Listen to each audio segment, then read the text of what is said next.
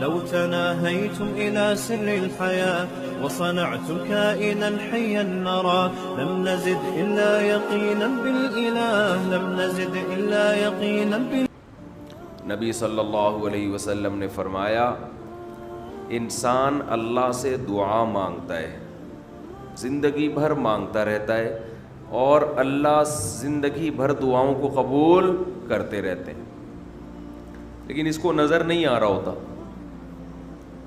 اس کو نظر کہ اللہ اپنے طریقے سے دعا قبول کرتا ہے۔ اگر اللہ ایسے دعا قبول کرے نا، آپ نے ادھر کہا اے اللہ میری تنخواہ ڈبل کر دے، آفس گئے باس نے کہا کہ جناب نئے وزیر اعظم نے جو اعلان کیا ہے اس کی منظوری ہو گئی، ٹھا ٹھا کر کے ایسے دعائیں قبول ہونا شروع ہو جائیں تو غیب پر ایمان ختم، پھر تو دعا کی ترغیب دینے کی ضرورت ہی نہیں رہے گی، سب لوگ مصلی لے کے مسجد میں آ جائیں گے، سارا دن دعائیں مانگتے رہیں گے کہ اللہ سے جو مانگو ملتا ہے، خربوزہ مانگو خربوزہ ملتا ہے، تربوز مانگو تربوز ملتا ہے، افطاری میں پکوڑے مانگو پکوڑے ملتے ہیں، سموسے مانگو بھوک لگ رہی ہے کیا کریں، سموسے ملتے ہیں، جو مانگو وہ ملتا ہے۔ دعائیں تو لازمی قبول ہوتی ہیں، لیکن انداز وہ ہوتا ہے جو اللہ کرتے ہیں، اللہ کہتے ہیں میں اپنے طریقے سے کروں گا۔ اب اس کی بڑی لمبی چوڑی تفصیل ہے کہ کیسے قبول ہوتی ہے۔ بعض دفعہ جو چیز مانگ رہے ہیں اللہ وہی دے دیتا ہے آپ کو، بعض دفعہ اس کا متبادل دے دیتا ہے، آلٹرنیٹ دے دیتا ہے، بعض دفعہ نہ آلٹرنیٹ دیتا ہے نہ وہ چیز دیتا ہے، کوئی مصیبت آنے والی ہوتی ہے، اس دعا کی برکت سے اس مصیبت کو ٹال دیتا ہے۔ آپ اپنے بیٹے کے لیے بچی کے لیے دعا مانگ رہے ہیں اس کو ٹھیک کر دے، وہ ٹھیک نہیں ہوئی لیکن دوسری نے بیمار ہونا تھا، اللہ نے اس سے وبا کو ٹال دیا۔ تو جن کا غیب پر ایمان ہوتا ہے وہ تو مانگتے ہیں، اللہ سے مانگتے ہیں۔ پتہ ہے بھائی یہ ہو نہیں سکتا کہ جس خدا نے کہا ہے کہ میرے سامنے ہاتھ اٹھاؤ، حدیث میں آتا ہے اللہ میں اتنی غیرت ہے کہ جب کوئی اللہ کے سامنے ہاتھ اٹھا کے مانگتا ہے تو اللہ کو خالی ہاتھ لوٹاتے ہوئے حیا آتی ہے۔ بڑے سیٹ کے پاس کوئی بھکاری جائے اور پیسے مانگے اور وہ اس کو دھتکار دے تو بھکاری کہے گا نا یار نام تو بڑا سنا تھا آپ کا، بڑے سخی ہو۔ تو اللہ کو حیا آتی ہے کہ ان ہاتھوں کو خالی لوٹائے، دیتا ہے لازمی۔ تبھی ہم نے اہل اللہ کو دیکھا ہے کہ مانگتے بہت ہیں، بڑی لمبی لمبی دعائیں مانگتے ہیں، لوگ ان کو بے وقوف سمجھتے ہیں کہ یار یہ ہر وقت مصلی پہ دعائیں مانگتے رہتے ہیں لمبی لمبی، ملتا تو کچھ ہے نہیں۔ انہیں پتہ ہے کہ یہ بہت ملتا ہے اللہ سے مانگنے سے، لیکن اللہ کا انداز ایسا ہوتا ہے کہ صرف وہ مانگیں جن کو غیب پر یقین ہے۔ یعقوب علیہ السلام ساری زندگی مانگتے رہے اللہ تعالیٰ سے، اس مانگنے کا بدلہ کیا ملا ہے؟ دوسرا بیٹا بھی اللہ نے چھین لیا۔ عجیب بات ہے یا نہیں ہے؟ پہلا بیٹا گم ہوا تو اللہ سے اس کے ملنے کی دعائیں مانگتے رہے۔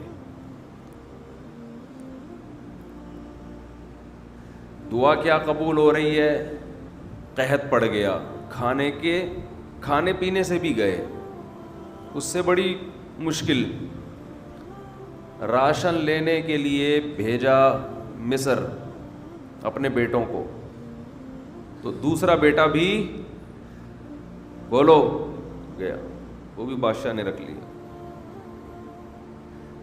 روتے روتے آنکھوں کی بینائی چلی گئی۔ آپ کی اولادیں آپ سے کیا کہنے لگیں؟ تاللہ تفتأ تذکر یوسف، اللہ کی قسم آپ یوسف کو ابھی تک یاد رکھا ہوا ہے، حتی تکون حرضا او تکون من الہالکین، آپ کی جان نہ چلی جائے۔ تو زبان سے یہ نہیں کہا کہ میں اللہ سے مانگ مانگ کے تھک گیا ہوں، لیکن اللہ دینے کے لیے تیار نہیں ہے. میرا تو دوسرا بیٹا بھی گیا. جب دوسرا بیٹا بھی گیا ہے نا, اس وقت یہ الفاظ کہے ہیں کہ آنکھوں کی بینائی چلی گئی. گھر والے کہنے لگے کیا آپ کو ابھی تک یاد ہے؟ کچھ چیزیں غیر اختیاری ہوتی ہیں. اپنے اختیار سے غم کو سوچنا یہ شریعت میں جائز نہیں ہے, لیکن کچھ چیزیں انسان کے اختیار میں نہیں ہوتی. وہ غم جو آپ کے اختیار میں نہیں ہے اس پہ آپ کو گناہ نہیں ملتا, بلکہ صبر پہ ثواب ملتا ہے. شریعت میں حکم یہ ہے کہ غم کو بھول جاؤ, اس کو ایک ہی چیز کو لے کے مت بیٹھے رہو. لیکن حضرت یعقوب علیہ السلام کو اپنے بیٹے سے اتنی محبت, ظاہر ہے اس بیٹے میں بہت ساری خصوصیات تھیں. وہ جانتے تھے کہ اللہ ان کو پیغمبر بنائے گا, کہ اتنے عرصے کے بعد بھی آپ کے دل سے غم نہیں نکلا, لیکن اس غم کو لے کر زندگی گزار دی. کسی کے سامنے اللہ کی شکایت نہیں کی کہ میرے ساتھ کیا ہو رہا ہے. اور دعا قبول کیسے ہو رہی ہے کہ دوسرا بیٹا بھی گیا.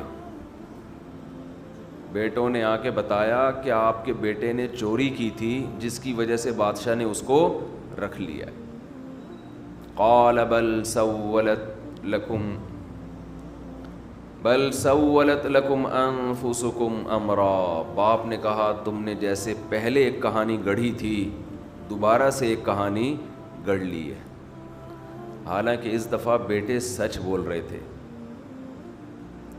چوری تو نہیں کی تھی لیکن الزام لگا تھا چوری کا.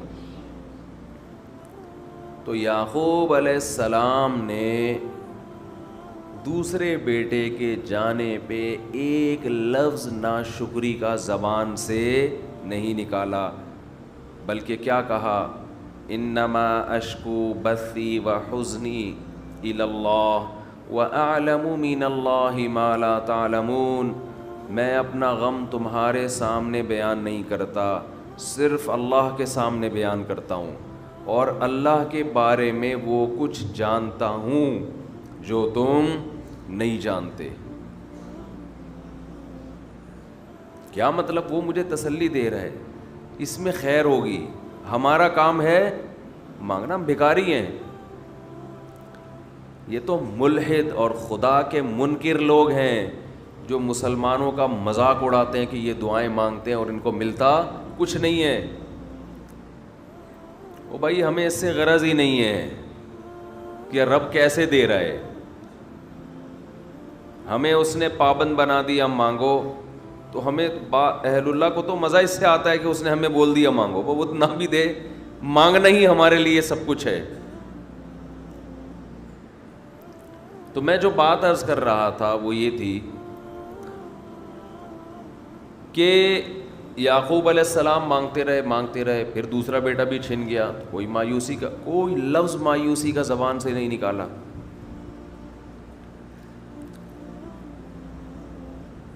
تو حدیث میں آتا ہے کہ ایک بندہ مسلسل دعا مانگتا ہے اور اللہ قبول کرتا ہی رہتا ہے, یہاں تک کہ یہ بندہ ایک دن زبان سے ایک لفظ نکالتا ہے, کیونکہ اس کو قبول ہوتے ہوئے نظر نہیں آ رہی ہوتی نا دعا.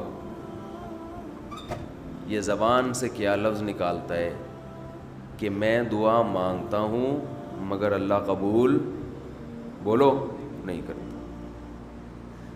جیسے معاذ اللہ نقل کفر, کہ یعقوب علیہ السلام اگر کہہ دیتے کہ اللہ کئی سال سے دعا مانگ رہا تھا بیٹا مل جائے, مگر تو نے تو دوسرا بھی چھین لیا, لہذا ثابت یہ ہوا کہ میں مانگتا تو ہوں لیکن اوپر والا قبول بولو نہیں کرتا.